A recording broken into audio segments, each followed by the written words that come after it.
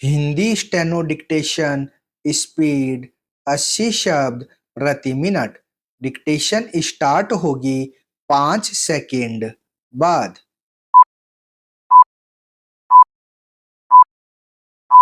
Start.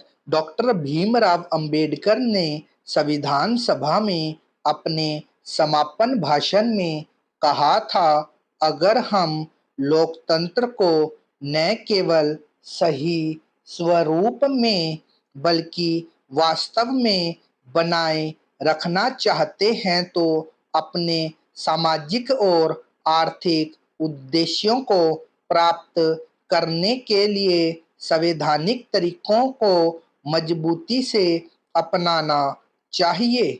इसका मतलब है कि क्रांति के खूनी तरीकों को त्यागना होगा। बाबा साहब के शब्दों से बहुत अधिक ताकत हासिल करते हुए यह मेरा दृढ़ विश्वास है कि एक रचनात्मक नागरिक के रूप में एक वकील का सबसे महत्वपूर्ण काम संवैधानिक तरीकों का प्रचार प्रसार है।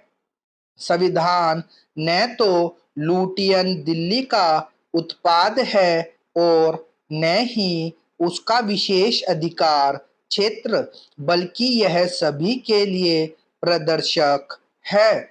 वर्तमान पीढ़ी पर न केवल संवैधानिक मूल्यों को बनाए रखने का महत्वपूर्ण दायित्व है, बल्कि इसके केंद्रीय चरित्र को बनाए रखते हुए इसे अगली पीढ़ी तक उत्तरोत्तर स्थानांतरित करने की भी जिम्मेदारी है।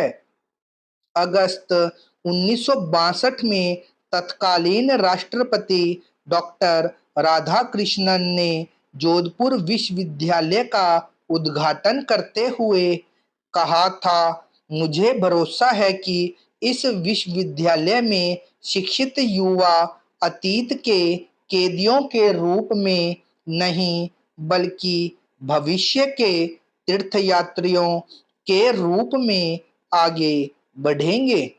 इन शब्दों में एनएलयू दिल्ली जैसे विश्वविद्यालयों की भूमिका और इसके सिंहद्वार से निकलने वाले भाग्यशाली विद्यार्थियों के बारे में महान ज्ञान निहित है। 40 वर्ष पहले बार काउंसिल ऑफ इंडिया के जर्नल में प्रोफेसर उपेंद्र बख्शी ने लिखा था, हमारी कानूनी शिक्षा प्रणाली को सामाजिक रूप से प्रासंगिक कानूनी शिक्षा की दिशा में तैयार किया जाना चाहिए। प्रशासक और शिक्षाविद श्रीनिवास शास्त्री ने आदर्श नागरिकता के 3 बुनियादी सिद्धांत बताए थे।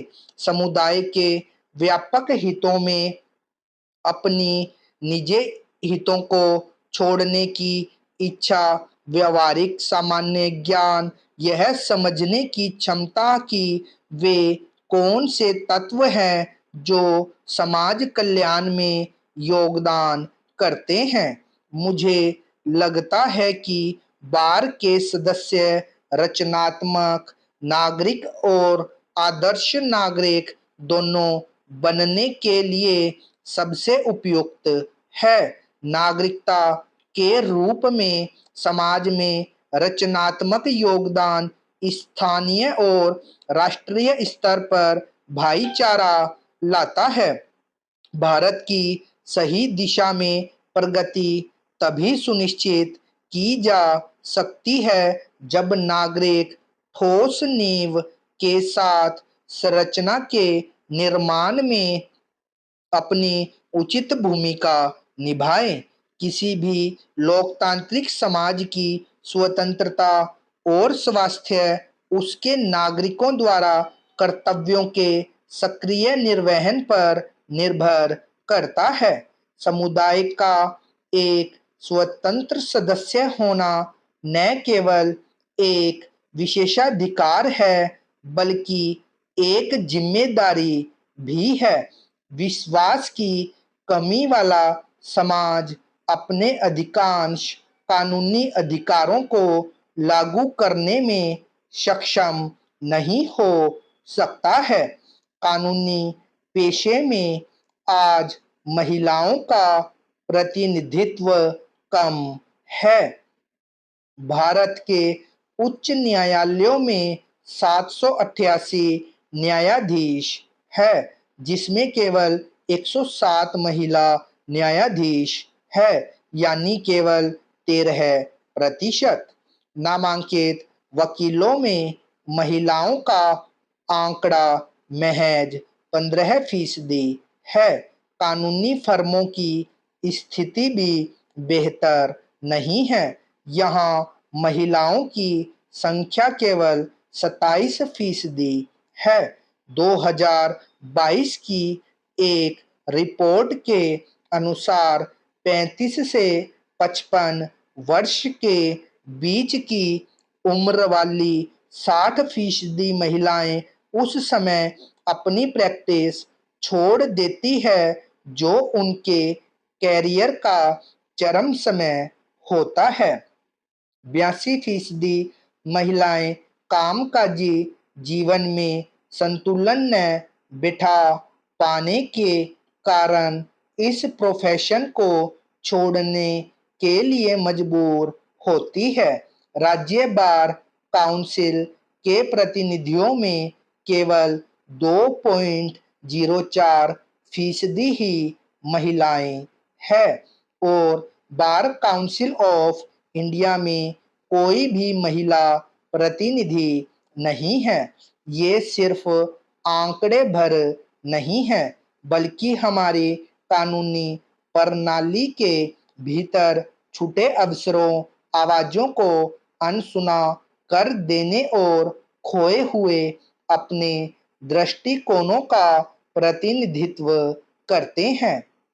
निरर्थक और जानबूझकर मौज-मस्ती के लिए पेश की गई याचिकाएं अदालतों को अन्य के विशेष शासन में बदल देती है और इससे केवल लंबित मामलों का ढेर लग जाता है।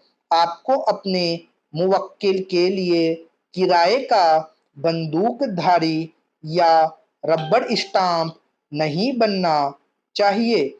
जिस दिन वकील संवैधानिक तरीकों को अनिवार्य मानने के बजाय ऐच्छिक रूप में देखेंगे, उस दिन कानून में जनता का विश्वास टूट जाएगा।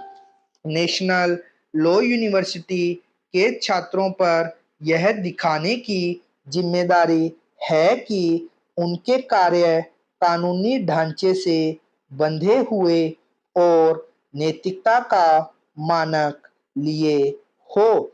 रचनात्मक नागरिकों के रूप में आपकी जिम्मेदारी है कि आप ज्यादा महिलाओं को बिना किसी डर या झिझक के पेशे में सक्रिय रूप से भाग लेने के लिए स्थान प्रदान करें। प्रिय स्नातकों, आपको एक बार फिर से बधाई। आप सदैव अपने ज्ञान और नैतिकता के प्रकाश से न्याय के मार्ग को रोशन करते रहें। स्टॉप।